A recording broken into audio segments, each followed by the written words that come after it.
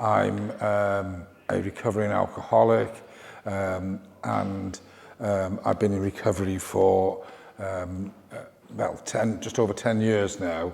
I was volunteering with the Drink Wise Age Well programme. At the same time, there was evaluation and research taking place at the programme, and Beth had been involved in some of the research. She'd seen people like myself, and particularly the people in Glasgow, who are colleagues of mine, working as experts with experience with frontline alcohol workers and others, and wanted to take it on board and use our expertise. And so I was invited effectively to help advise on some of the programmes.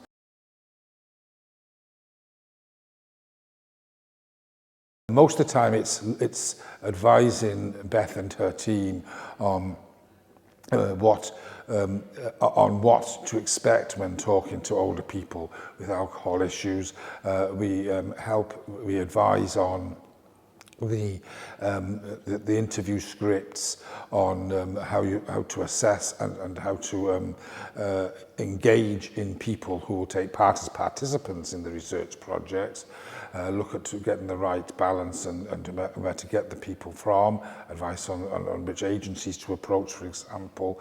And then when the transcripts come through from the interviews, it's looking at the interviews, how the structure of the interview went, what was said, picking out any patterns, because Beth and her team are brilliant and are absolutely excellent researchers. But they've not got lived experience like someone like myself, so they don't know some of the nuances that you get when talking to people with alcohol and mental health issues. And perhaps myself and other colleagues can pick up on those nuances and point Beth and her team in the right direction, and to pick up patterns that are emerging that maybe they wouldn't be able to spot. There's nothing beats having lived experience, because you know you've lived that life, and you know and you can feel when things are right, or when maybe you need to probe a little more, say in an interview.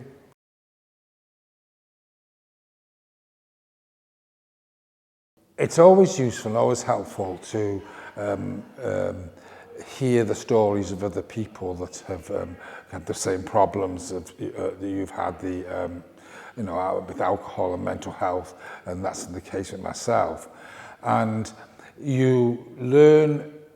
I think the best way to describe it is that I do this work and I've done other work as well, but and I've been in recovery for 10 years. But I'm learning more about myself and how I got into the position I am, and ways I can manage my own issues with both addiction and mental health.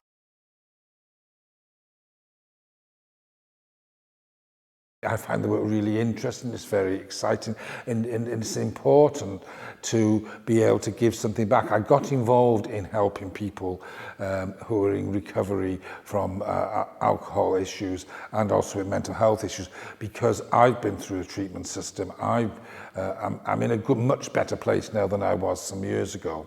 And I want to give back. I want to help others in a similar situation.